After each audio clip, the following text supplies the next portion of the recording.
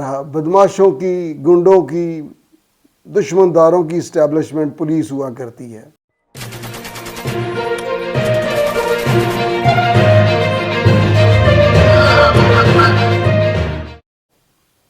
بسم اللہ الرحمن الرحیم۔ ناظرین السلام علیکم، میں ہوں آصف عنایت اپنے یوٹیوب چینل سے۔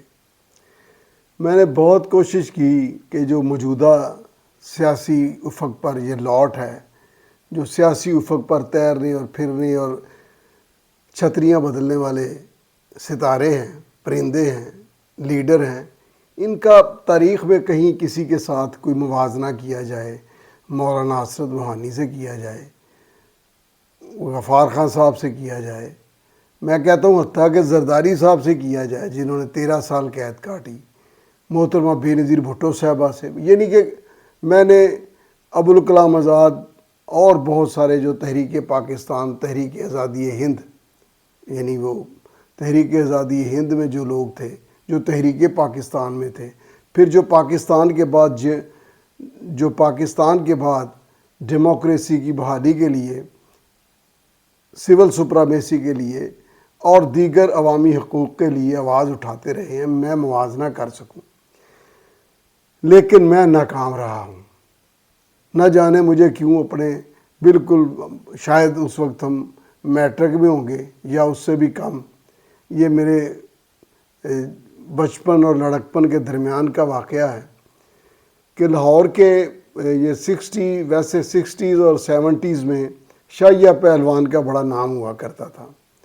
یہ ان کا جوا خانہ تھا پانی والا تالاب میں۔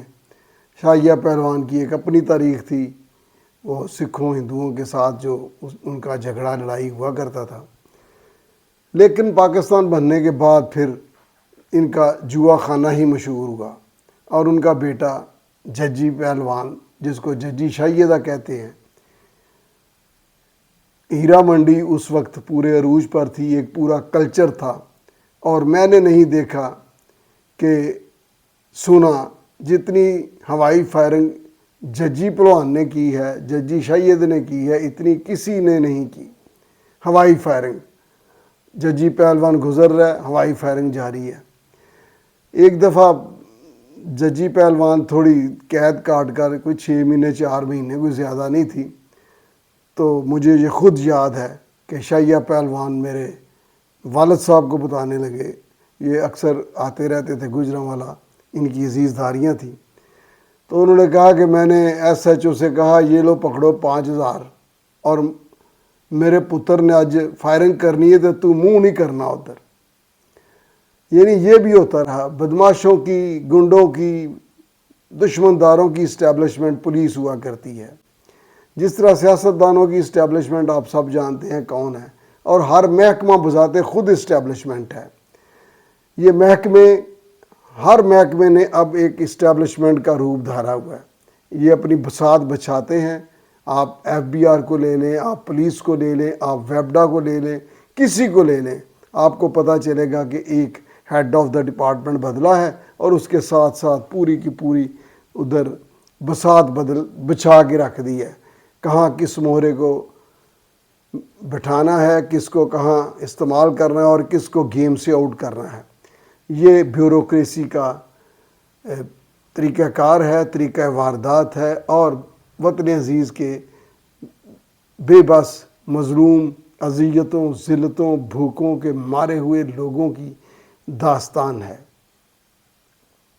ناظرین، یہ میں نے جب شاہیہ پہلوان کا ذکر کیا تو ایسا ہوا کہ ایک دفعہ پولیس کی بھاری ریڈ، بہت بھاری نفری، شاہیہ پہلوان کے ڈیرے پر جوا پکڑنے کے لیے اس نے ریڈ کیا، اندھا دھند لاٹھی چارج کیا۔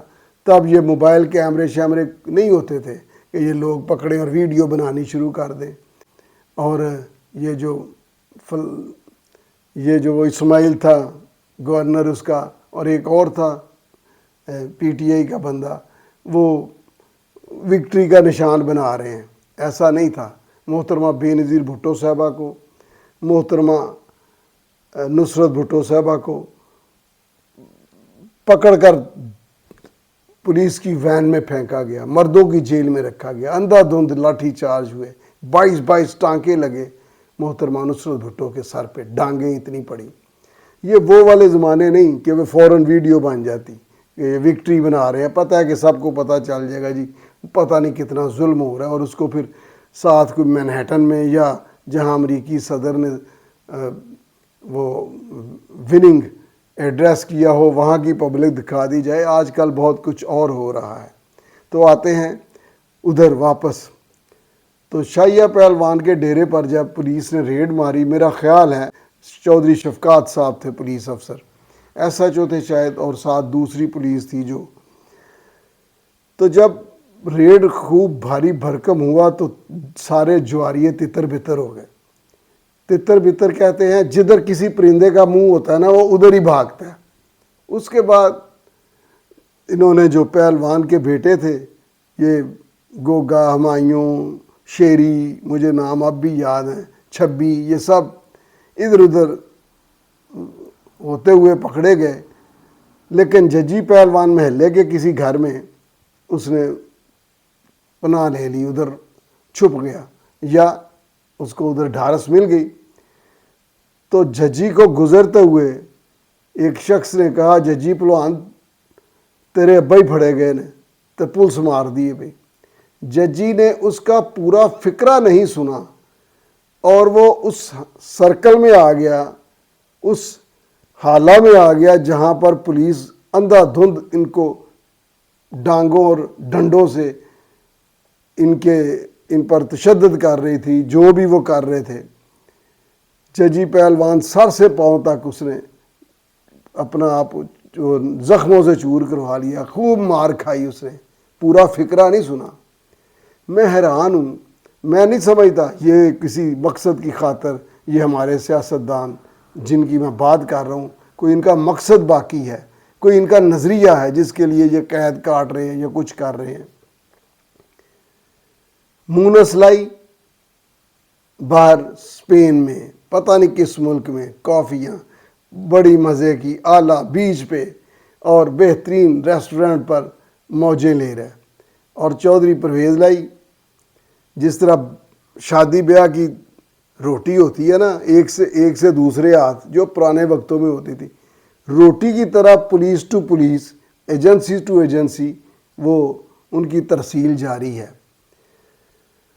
कभी सुनते थे कि जी फलां फरार हो गया है बंदा कुछ करके, कोई जुर्म, तो उसकी अब भी करते हैं, सब कॉन्टिनेंट में ऐसा अब भी है कि जुर्म किसी ने किया है, पकड़ के उसके भाई को ले गए, जुर्म किसी ने किया है उसके माँ बाप को ले गए। हम खुद सिफारिश करते रहे हैं लोगों को मदद के लिए कि भाई इनको, ये तो बेगुनाह है, इनको छोड़ दें। तो पुलिस की डिमांड होती थी कि जी आप मुल्ज़िम से कहें कि वो अपना वो पेश करें। लेकिन यहाँ पर तो चौधरी परवेज़ लाई साहब पर मुकदमात हैं, और मुकदमात जो हैं वो बाकायदा हकीकत हैं, और हकीकत बेबुनियाद नहीं है, वो चल रही है। ये अलग इन पर मुकदमात हैं, और चौधरी मूनसलाई जो हैं वो वांटेड हैं। मैं कहता हूँ ये जजी शाहिदा इनसे बहुत बेहतर था, जो अपने बाप को फैंटी लगते हुए, डांगे पड़ते हुए पूरी बात नहीं सुन सका, और उसने अपना उस जो डंडे सोटों डांगों की और ठुड्डों की बरसात थी उसमें वो सीधा आके उसने अपने आप को पेश किया। अब मैं किसका मुआवजा करूं?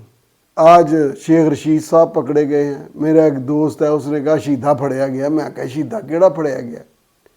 वो मुझे शीधा पिस्तौल फिल्म याद आ गई। उसने कहा शेख रशीद साहब पकड़े गए हैं जो सियासी लीडर हैं। मैंने कहा अच्छा। तो शेख रशीद साहब एक दफ़ा पहले भी कलाशनिकोव में पकड़े गए थे।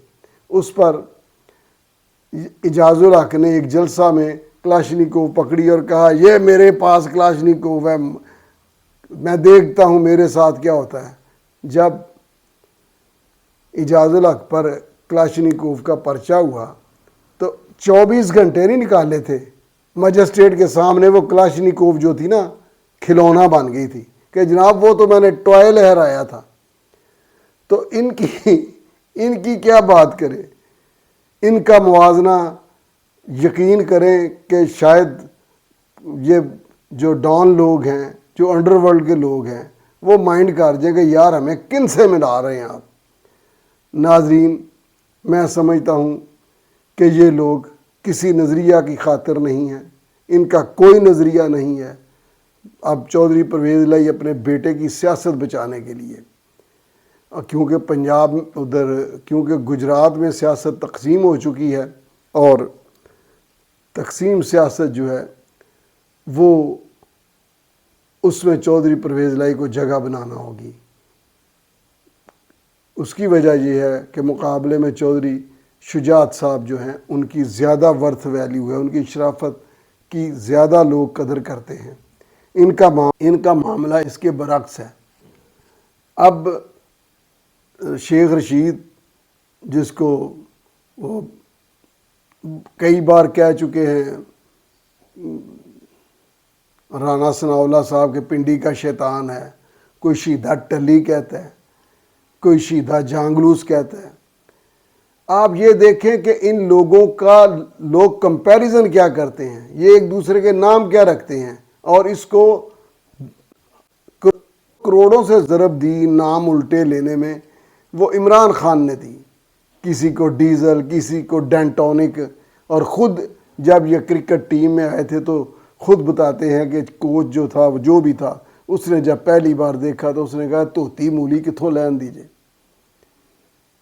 کوئی نظریہ بتا دے مجھے۔ بڑے ایک سیکنڈ میں پہنچتے ہیں یزید، ایک سیکنڈ میں پہنچتے ہیں نمرود، شداد، اور دوسری جانب اپنے لیے ایک سیکنڈ میں کبھی نیلسن منڈیلا، کبھی گریٹ ذوالفقار علی بھٹو، کبھی قائد اعظم، حالانکہ ان کا کوئی نظریہ نہیں سوائے نفرت اور اقتدار کی ہوس کے۔ یہ مکافات عمل کے دلدل میں اترتے اور ڈوبتے سورج کی لاش میں بدلتے رہیں گے۔ پاکستانی حکمران طبقوں کو عوام کی بد دعا ہے، یہ بد دعائے ہوئے لوگ ہیں، جبکہ قدرت اپنا نظام چلانے میں بے باک ہے، مکافات عمل لازم ہے۔ آج کے لیے اتنا ہی، ملتے ہیں اگلے ویلاگ میں۔ اللہ حافظ۔